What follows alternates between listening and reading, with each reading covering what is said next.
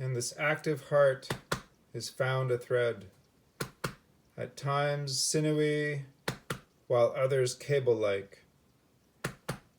A thread so subtle it is easily forgotten, displaced amidst a collective amnesia, whose presence that without conscious effort cannot be revived as the natural birthright that it is. Only with its remembering does its power reveal itself. A continuous thread transcending time and space, of which I inherit and pass on, not separate from, but wholly intertwined within the lineage. As testament, through the miracle of organogenesis in the womb, the heart is the first to arrive. My heart, fed by my mother's heart pumping blood, as hers was to hers and hers to hers for time immemorial. The thread exists and persists. Where do I belong, I ask? Or should it be, to whom do I belong? The immigrant experience is mine. I exist in an intersection of worlds and cultures, that of my ancestors' lands from which my parents divorced from, and of the colonial territory to which they set out to birth a prosperous life otherwise not available to them.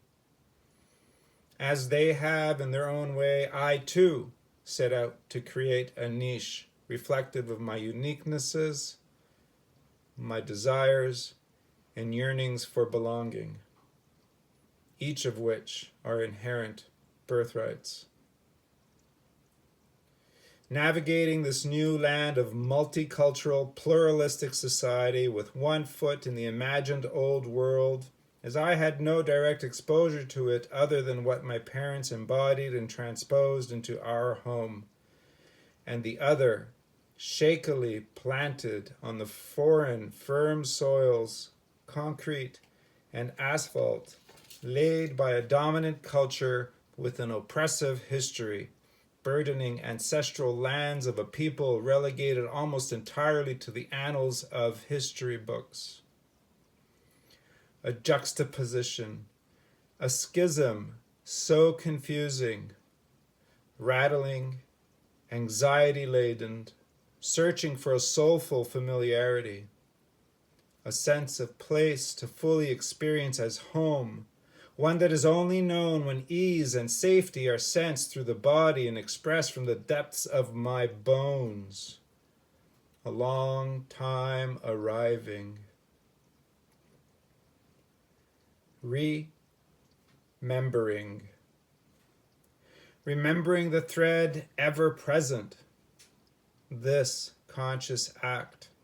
The feeling, noticing in the vault of my chest, the thread's far-reaching tendrils emboldens its existence. Reciprocal affirmations.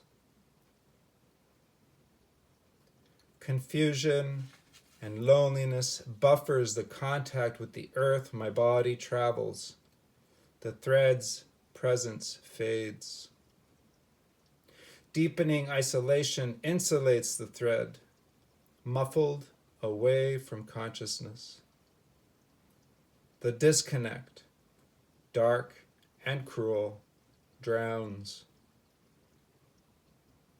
Treading compassionately, diligently, with raw openness, the thread proves its resilience. My place belongs within the lineage, reaching far beyond my imagination. I've never been alone.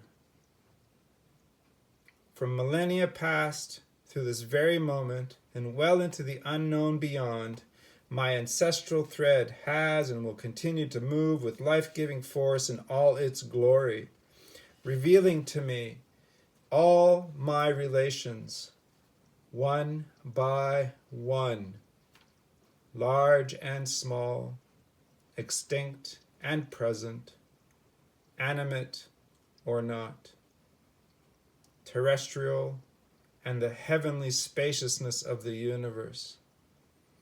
I am not, have never been, and will never be alone.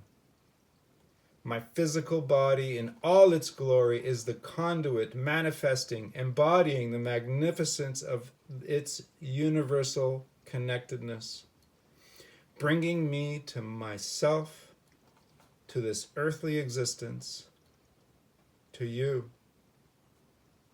We all share the same lineage, transcending all human created distinctions and differentiations designed to separate us.